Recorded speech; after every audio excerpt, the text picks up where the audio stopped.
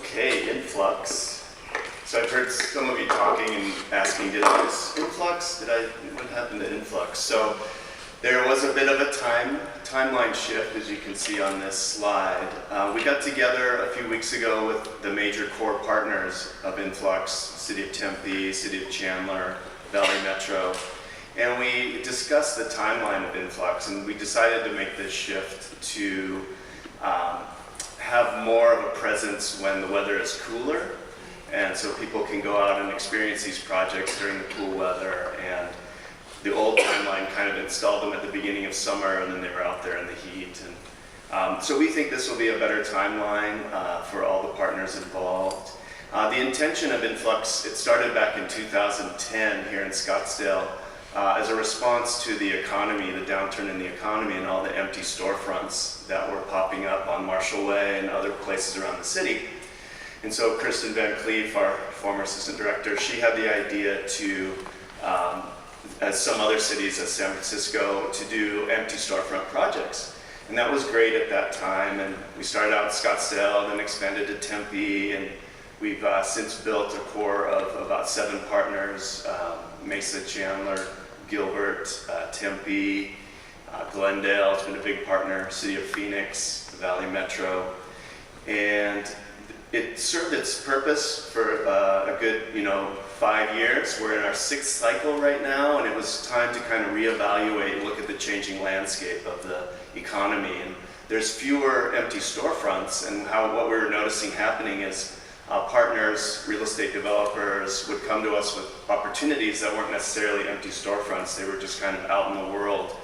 And that caused a little bit of a shift at Influx, and we're thinking about, well, what if these projects last beyond one cycle? Some cities have put up murals that have become beloved by the community, and they want them to stay, but the intention is to be a temporary project. And so we're looking at those issues and kind of moving through that now, and that's another reason for the extension in the timeline. So look for a new call for Influx in mid-February, and we'll get that process rolling. We're gonna take an opportunity to do a few more of these workshops, another one probably here in Scottsdale, and then move to other parts of the city. So if you have friends who are artists who might be interested in Influx, tell them to watch our website for more workshops like this if they couldn't be here today. Influx is a great kind of stepping stone to get into public art, permanent projects. We had an interesting comment by Maja Aurora from the City of Tempe about, well, when this started, these projects were inside in interior spaces and they weren't getting vandalized or molested or out in the elements. And now as we move outside to more exposed areas, these are kind of things we have to look at and have more of a attention to maintenance and vandalism that could occur. So there's a lot of things to think about with Influx, whether you're inside in an empty storefront or outside. I'll move on. So, public art open calls. We have 2 main ways of releasing our calls and having people apply. One is on the top there where it says "Find calls applied today." That's CAFE, callforentry.org. And that is a great clearinghouse for public art projects locally and nationally, internationally even. And also it has art festival applications and competitions, visual art competitions. So there's a lot more than just public art on callforentry.org. And that's through through WestStaff, the Western States Arts Federation, which is located in Denver. And they're another great resource for artists if you want to look them up, weststaff.org. And the bottom one is Submittable, which is just a third-party submission site. It's a little bit less intensive than CAFE, and so we use that for maybe some of our smaller calls or our local-only calls. And the opportunities page on the right there, that's from our website, scottsdalepublicart.org, and you can go there and see any of our open calls listed right there. For instance, the exhibition, summer exhibition application process, that's just simply emailing Wendy Racinen. So there's a few different ways that we collect applications, but really check that opportunities page periodically to see what's coming up. And Donna mentioned some of the other cities. City of Phoenix has moved into working with their procurement office like you're a regular vendor. And so there's a lot of hoops and a lot of work that goes along with that process. So that's something to just be aware of too, that there could be more official ways of applying. A selection panel. So a selection panel, they're a panel of experts we put together to help us recommend an artist. And this is where we kind of really get to play a part in the curatorial process. We select the experts to be a part of this panel. And this is the usual makeup. It can vary depending upon the project, but we have 2 of our Public Art Advisory Board members, and they co-chair the selection panel, and they're there to really learn about the project and be shepherds of the project for the board. So when we have our board meetings, they go back and talk to the board about the project and really become champions for the artists and the project during the lifetime of the project. We have 1 to 2 community members, and the community members are really important. They're the people on the ground who know the people, who know the area, who can really inform the artists what might be meaningful, what might be authentic for that community in terms of an art project. So they're very valuable. We really try to vet a community member who really knows the community and knows what's going on up there. We usually have 1 public artist, an experienced public artist. For instance, we have the Sky Song finalists coming in, and we have Mary Lucking, who's a very well-seasoned public artist, and they help us make that decision. They can kind of help the rest of the panel, who may not necessarily be experts in art, kind of think about aesthetics and maybe maintenance or other issues that the rest of the panel might not think of.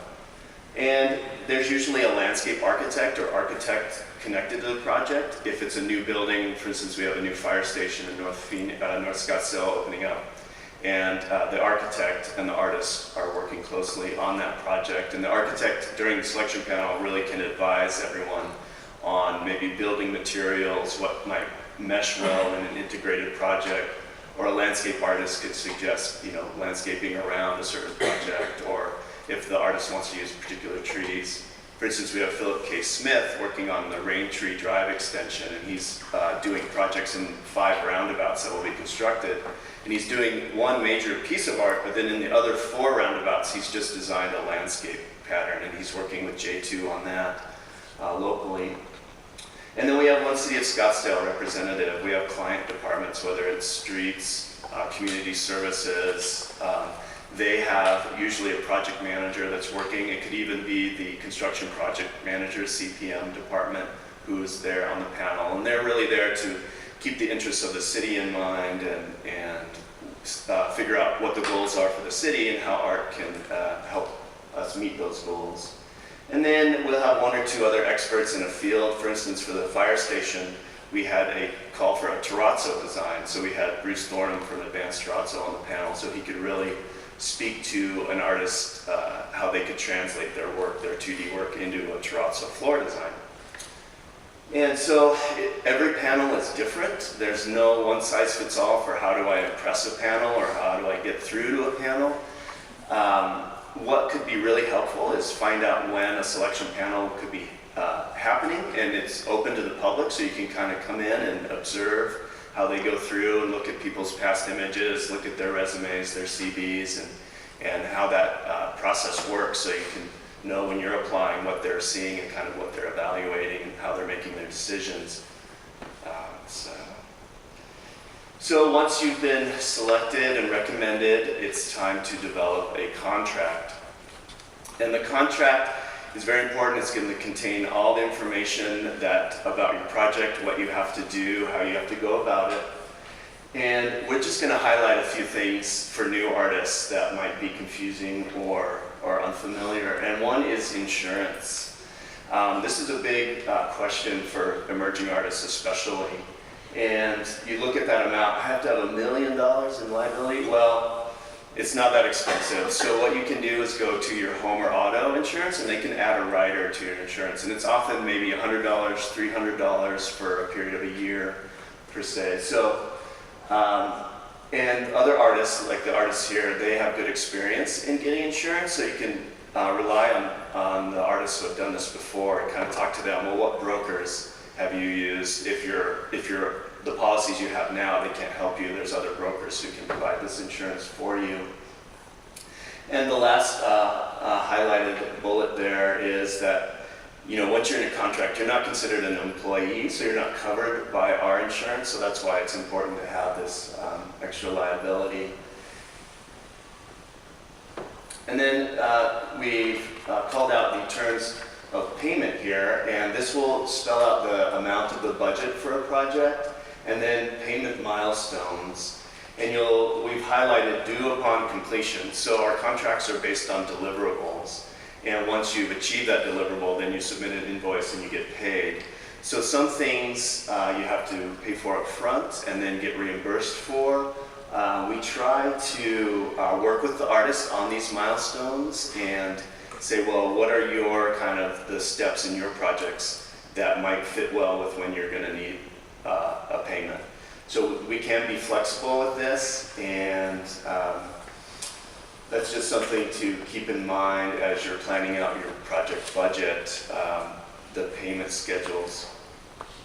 And the scope of work is really where the rubber meets the road. This is going to list all that you're expected to do, what you're going to need to accomplish, and all the deliverables for your project. And this is, for example, from Influx. And so you'll see it has that clause in it, property owner will provide minimum 10 days. So if Influx, for instance, a space gets rented out, that property owner informs us, and then you'll have 10 days to remove your installation and return the site to its original condition. And then a project schedule, it'll be laid out.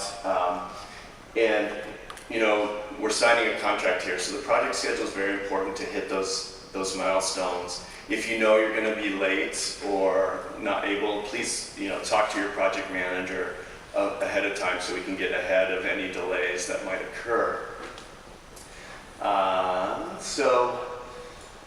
We can be flexible, but the contract is pretty rigid. But if you come to us ahead of time, we can work through issues and see how we can alleviate any delays.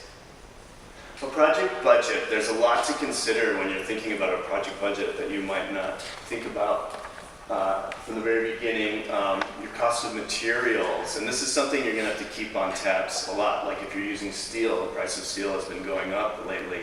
So and what will happen is you'll do a proposal and the concept, and you'll have a bid, and steel costs this much, and then the design process goes on for however long. And then at the end of that, you actually go to purchase your steel and the cost is more. Well, that's what we have contingencies for. And you usually want to have about a 5 to 10% contingency, and that's money that's set aside for cost overruns, any emergency spending you might need.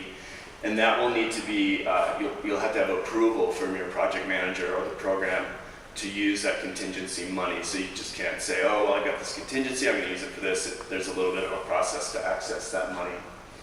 You have to think about rental of equipment, either for fabrication or installation, whether you need to use some kind of special drill or a scissor lift or a crane during installation. You really want to think about what equipment you might need. And the artist fee percentage. So this varies a lot, but the standard industry average is about 10%.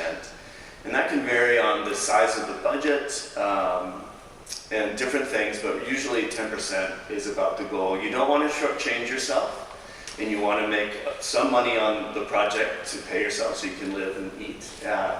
But sometimes artists will try and they'll submit a budget with a 20% artist fee, and we really have to pare that down. And one of the reasons is, these are public projects, and these budgets are under public scrutiny. And so the public can see, wow, this artist is making $50,000 on a $200,000 project. And that can be tricky when they go back to their councilman, and the council member talks to us and says, well, why are we spending so much? So we would like to stay to the industry standard of 10%. Let's see, we talked about equipment rental, studio workspace time. If you're going to have to rent a studio to work, if you don't have a facility at your home, think about those issues when making your budget. And then subcontracting for fabrication. We have some really great fabricators here in the Valley, Magnum, Southwest Fabrication, and that do really great work. But it's important to go to them when you're thinking about a concept from the very first iteration, so that they can, and they'll work with you for free to give you cost estimates and help you kind of visualize your project, because they know if you get accepted, you'll go to them to get it built.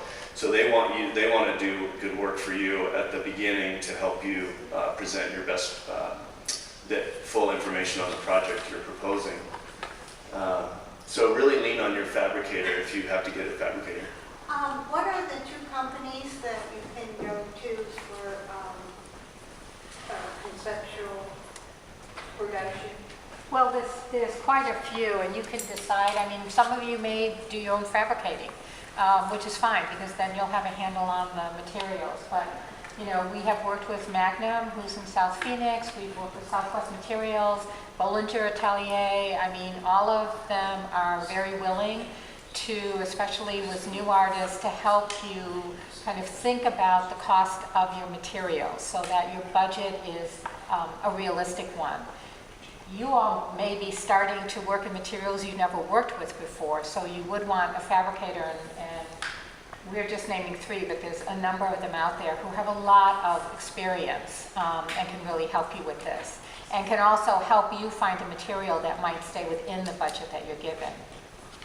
Susan? If you're going to fabricate yourself, how does that play into showing on your budget what happens then? Well, yes, so you'll have to do more research yourself and figure out, you know, how much time it's going to take you. And it always takes more time than you think, especially when you're kind of an emerging artist. And yeah, time and your materials, you know, any nails, screws, you know, any little piece you want to kind of track and think about, okay, I'm going to need this much, so this is going to cost me this much. And so yeah, when you're self-fabricating, there's a lot of little details that you have to be aware of. Whereas if you're working with another fabricator, they kind of have all that already in their mind and can take that into account. And you can take a percentage, if you're fabricating yourself, of your studio space, like if you're paying rent, depending on how much time you're going to be spending. If it's almost a full month of fabrication, then you can put that into your budget. And that is allowed, because you need to have access to space for the fabrication that would be coming under a fabricator's cost that they would be passing along to you. And fabricators like art projects. It's not the stairwell or the guardrail that they're used to making. You know, it makes life interesting for them. Presents challenges that they have to work with their engineer to work out. So they really like these art projects. So go ahead and use them.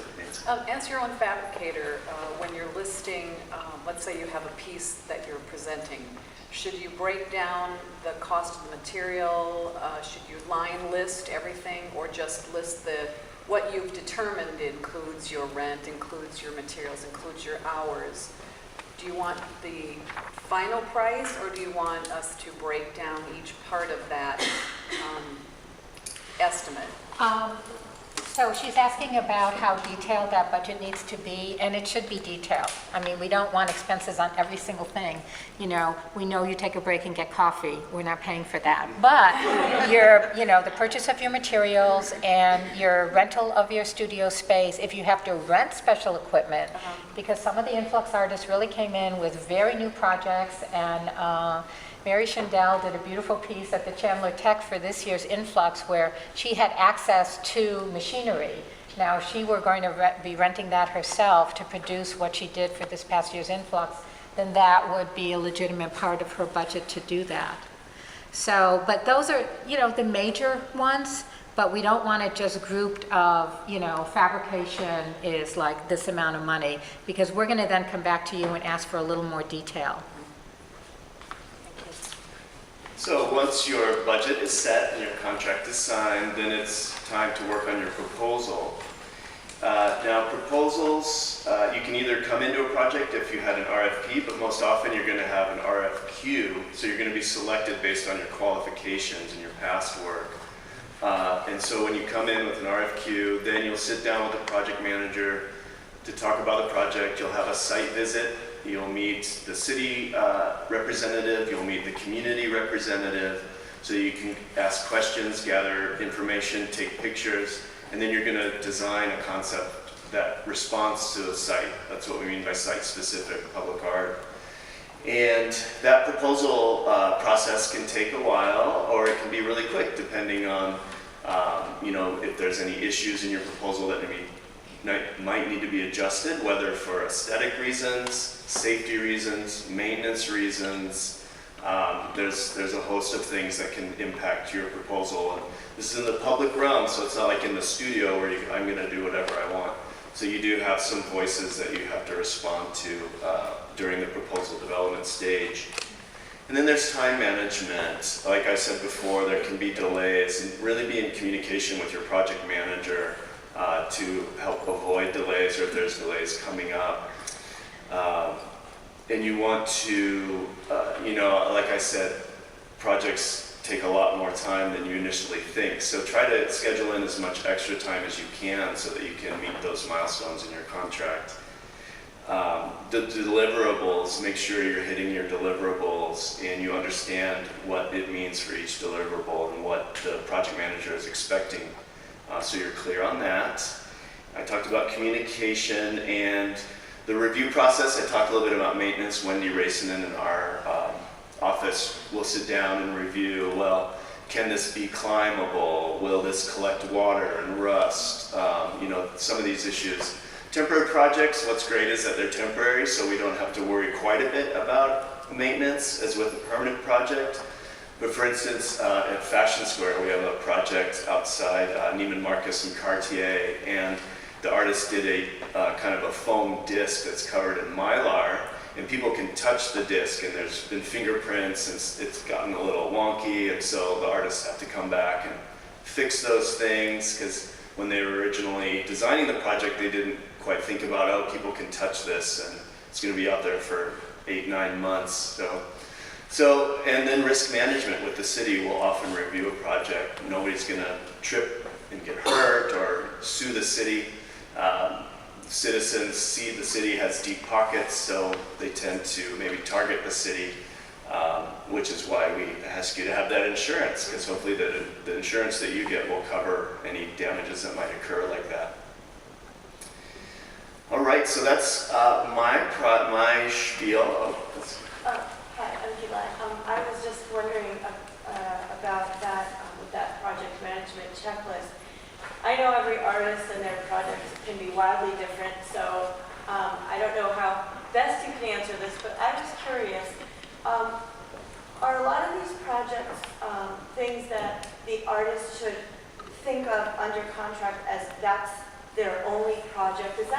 Do artists tend to take that on as that's the full-time thing that they're focused on as far as timelines and all the expectations?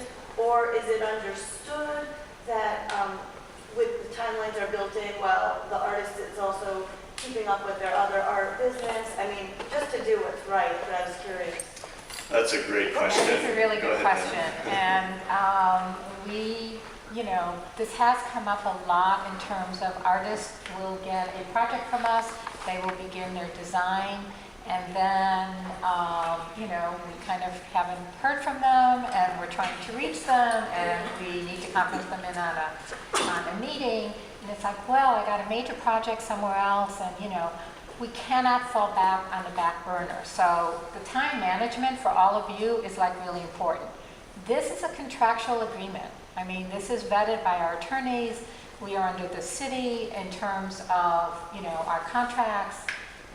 It's part of the Freedom of Information Act. It's under the city clerk. So this is very serious for us of whether it is a temporary project or a longer-term permanent project, that we hit those deadlines. And communication is important. We understand you're probably going after other projects, and if you are awarded other projects, that's great. You're just going to have to, when we ask the question in the selection panel of what is your time commitment over the next few months to complete this project, we want you to be really honest about that in terms of whether you can take this on and really meet the time frame. Because we often are launching, we're often doing a group event, We're often doing a special kind of dedication with the city where we have the community members who are really involved. So it's really, really important that we hit all of those deliverables and the deadlines that are set. But that's going to be for you all to decide if you get a large project. Now keep in mind, permanent projects can go anywhere on average from 3 to 5 years. Permanent projects. So you're going to, you know, the design itself and working with the city design team, I mean, that takes a while before you're coming back to us where you're getting a fabrication installation contract. Influx, canal convergence, the summer exhibitions are very different. I mean, they're much quicker, you know, but they are time consuming. And yeah, the you can speak to that. the deadlines are kind of built into the application process in a lot of ways, so it's not like you have this nebulous, like, oh, well, I'll get it done when I get it done. Right. It's like, here are deadlines. There might be like some fuzz of like a few days here. You know, you might be able to do Tuesday instead of Monday, but you know, you need to decide for yourself if that's something that you can accomplish in that amount of time, and if you can't, then you know, like, you should figure that out in the development phase. So. Can I add to that?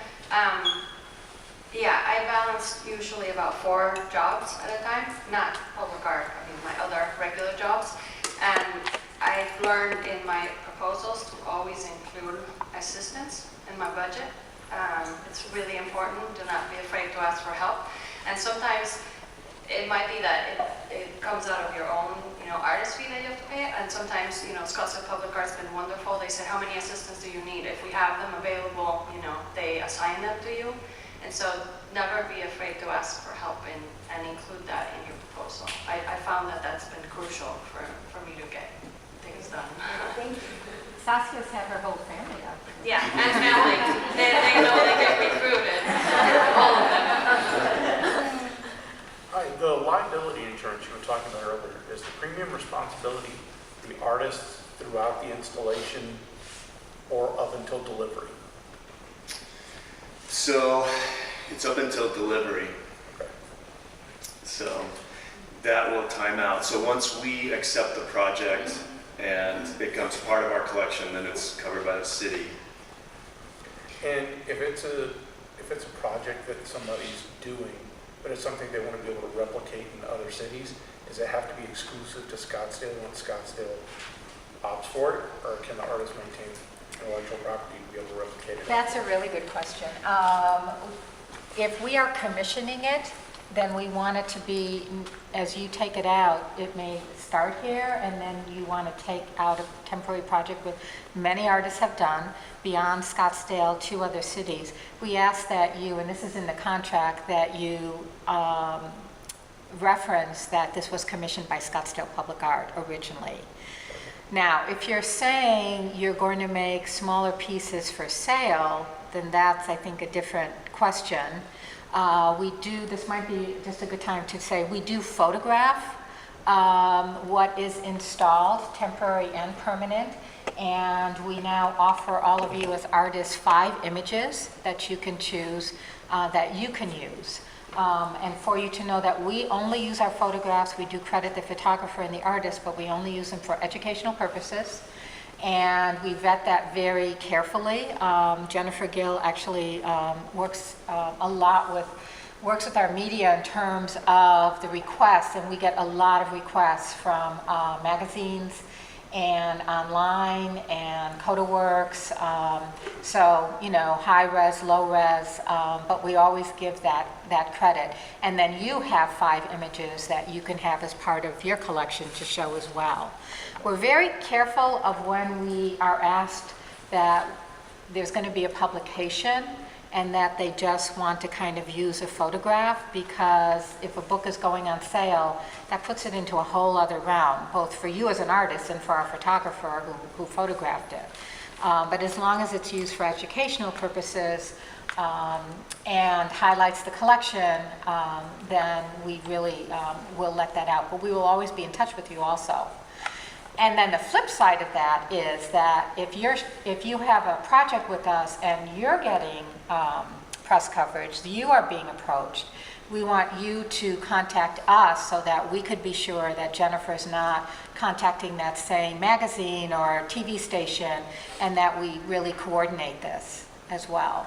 We really have worked very hard with our media relations in terms of getting press for all of our artists, and I'm really proud of that. And for Canal Convergence, we actually use an independent PR firm, Owens Harkey, and they're usually getting all the TV stations out there. So it's been great exposure for all of the artists, you know, international and local artists as well. Thank you. Back there in the hat. Yeah, you kind of talked around it, but the issue of copyright, does Scottsdale own copyright to the art, or does the art? The artist always has copyright. It's up to you to take the copyright, because not all artists will pay the $45 fee to copyright their pieces.